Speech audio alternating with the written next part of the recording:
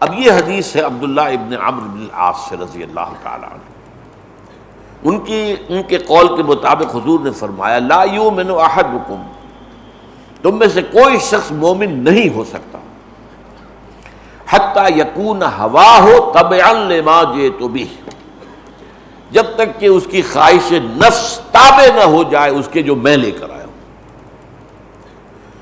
اب اس میں ایک پھر دلچسپی کی بات ہے، یہ لا یؤمن سے 3 حدیثیں بہت معروف اور مشہور ہیں۔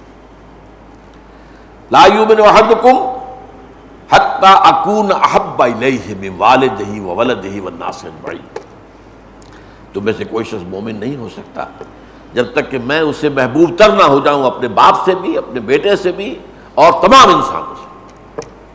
اور ایک اور حدیث میں آتا ہے لا یؤمن احدکم حتی یحب لاخیہ ما یحب لنفسہ، تم میں سے کوئی شخص مومن نہیں ہو سکتا جب تک کہ وہ اپنے بھائی کے لیے وہی بات پسند نہ کرے جو اپنے لیے کرتا ہے۔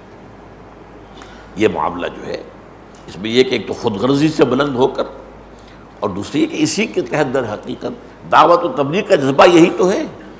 اللہ تعالیٰ نے حق مجھ پر روشن کر دیا تو میرا بھائی بھی اس سے محروم نہ رہے۔ دعوت و تبلیغ کا جذبہ یہ ہے، نصح و خیر خواہی کا جذبہ ہے کہ جو چیز میں نے اپنے لیے پسند کی ہے بھائی وہی اسی کا مشورہ میں تمہیں دے رہا ہوں۔ میں یہ نہیں کہہ رہا کہ خود میں تو کسی اور راستے پر چل رہا ہوں، تمہیں کسی اور راستے کی ہدایت کر رہا ہوں۔ تو یہ حدیثیں جو ہے ایک بات نوٹ کر لیجئے کہ لا یؤمن کا لفظی ترجمہ مومن نہیں ہو سکتا، اس کو قانونی معنی میں نہ لیں۔ حدیث نمبر 3 پر ہم نے 5 جو ہیں جمعے لگائے تھے حدیث جبرائیل پر، کہ یہ قانونی ایمان، حقیقی ایمان، قانونی اسلام، حقیقی اسلام، ان کو 2 علیحدہ علیحدہ کیٹیگریز میں سمجھ لیجیے۔ لا یؤمن کا مطلب یہ نہیں ہے کہ وہ کافر ہو گیا، نہیں، یہاں ایسی حدیثوں میں ایمان سے مطلب ہے ایمان حقیقی۔ البتہ جو عام طور پر ترجمہ کر دیتے ہیں علماء، اس سے مجھے اختلاف ہے کہ ایمان کامل نہیں ہوتا جب تک کہ یہ نہ ہو۔ اب اس میں کیا ہوتا ہے کہ انسان سمجھ چلو بھائی ایمان کامل تو بہت اونچے درجے کی بات ہے، مجھے نیچے درجے کا ایمان صحیح، تو اس کے اندر جو وہ ارج پیدا ہونی چاہیے اور جو انسان کو ایک تشویش پیدا ہو جانی چاہیے، وہ جو فرمایا کہ واللہ لا یؤمن واللہ لا یؤمن واللہ لا یؤمن، خدا کی قسم وہ شخص مومن نہیں ہے، خدا کی قسم وہ شخص مومن نہیں ہے، خدا کی قسم وہ شخص مومن نہیں ہے۔ قیل من یا رسول اللہ، پوچھا کہ حضور کون؟ فرمایا الذی لا یامن جارہ بوائقہ، وہ شخص کہ جس کی ایذا رسانی سے اس کا پڑوسی امن میں نہیں ہے۔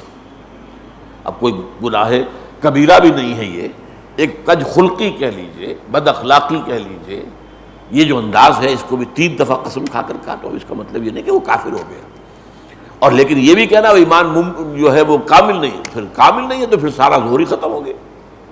پھر حدیث کے اندر جو بھی تشویق و ترغیب کا پہلو ہے وہ زور ختم ہو گیا۔ لہذا اس کا ترجمہ یہ ہوگا حقیقتاً مومن نہیں ہے وہ شخص، قانوناً مومن ہونا، مسلمان ہونا اور ہے، وہ اقرار باللسان پر ہے، آپ کہتے ہیں اشہد ان لا الہ الا اللہ واشہد ان محمد رسول اللہ، اور دین کی کسی بنیادی بات کا آپ انکار نہیں کرتے تو آپ مسلمان ہیں، ختم۔ آپ فاسق ہیں، فاجر ہیں، جو بھی ہیں، مسلمان ہیں۔ چوری کریں گے ہاتھ کٹ جائے گا، مسلمان تو رہیں گے۔ زنا کریں گے شادی شدہ ہونے کی حالت میں رجم کر دیے جائیں گے، مسلمان تو رہیں گے، نماز جنازہ تو پڑھی جائے گی۔ تو ایک ہے اسلام یا قانونی ایمان، ایک ہے حقیقی ایمان اور حقیقی ایمان اور حقیقی اسلام، تو ان دونوں میں فرق و تفاوت نہ کرنے سے بہت بڑے مغالطے پیدا ہو جائیں۔ تو لا یؤمن احدکم حتی یکون ہواہ تبعا لما جئت بہ۔ اب یہاں پر ہوا سے مراد کیا ہے؟ عام طور پر پھر ہوائے نفس کا اضافہ عام طور پر کرتے، خواہش نفس۔ اب اس کو یوں سمجھیے کہ یہ اس کے 2 درجے ہیں۔ ایک تو خواہش نفس وہ ہے کہ جبلی طور پر انسان کے تقاضے ہیں، یہ بھی تو خواہش نفس ہی ہے۔ یہ اڈ یا لیبیڈو جس کو کہتے ہیں جدید سائیکالوجی میں، یہ فرائیڈ کے اصطلاحات ہیں، اڈ یا لیبیڈو، یعنی جبلی طور پر انسان بھوک لگتی ہے کھاتا ہے، اگر اس کے سیکشول ارج ہے تو ٹھیک ہے شادی کرتا ہے یا پھر گناہ میں مبتلا ہوتا ہے۔ اسی طرح آرام بھی انسان کا تقاضا ہے، کچھ نہ کچھ آرام چاہیے اس کو۔ اسی طریقے سے اور انسان کے جبلی تقاضے ہیں، تو ٹھیک ہے جبلی تقاضے بھی نفس میں آئیں گے، لیکن ان کو کنٹرول کرنا ہے، نفس کو کچلنا نہیں ہے۔ نفس کو کچلنا رہبانیت ہے، لا رہبانیت فی الاسلام، اسلام میں رہبانیت نہیں ہے، لیکن نفس کو کنٹرول کرنا وہ در حقیقت اس کی ضرورت ہے۔ تو یہاں پر فرمایا کہ جب تک کہ اس کی خواہش نفس کا دوسرا مرحلہ ایک اور آ جاتا ہے. ایک تو ہے زندہ رہنے کے لیے کھانا کھانا، ایک ہے لذتوں کے لیے انواع و اقسام کے کھانے، کئی کورسز کے جو ہیں وہ میلز ہیں. یہ اسراف ہے، یہ لذت نفس جو ہے، یہ ہوائے نفس اب بڑھ رہی ہے، اب آگے جا رہی ہے.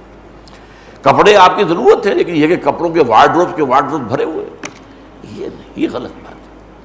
تعیش اور زیادہ عیش پسند جو یہ پھر نفس کا دوسرا اوپر والا مرحلہ ہے. یہاں آ کر نفس جو ہے وہ گویا کہ باغی ہو جاتا ہے، اور وہ پھر انسان کا مخالف بن جاتا ہے، دشمن بن جاتا ہے.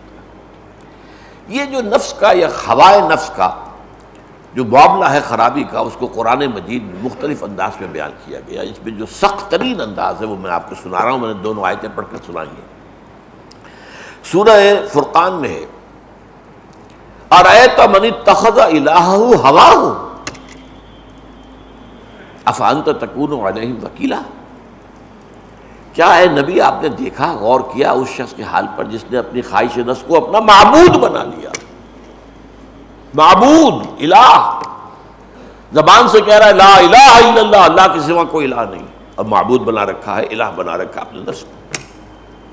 یہ سخت ترین انداز ہے، وارننگ کا، انذار کا، خبردار کرنے کا سخت ترین انداز ہے.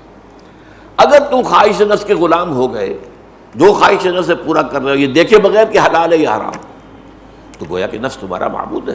تم کہنے کو کہہ رہے ہو کہ آپ اللہ کو معبود مانتے ہیں، آپ در حقیقت تو آپ اپنے نفس کے غلام ہیں، نفس کے پجاری، خواہش نفس کی پوجا کرنے والے.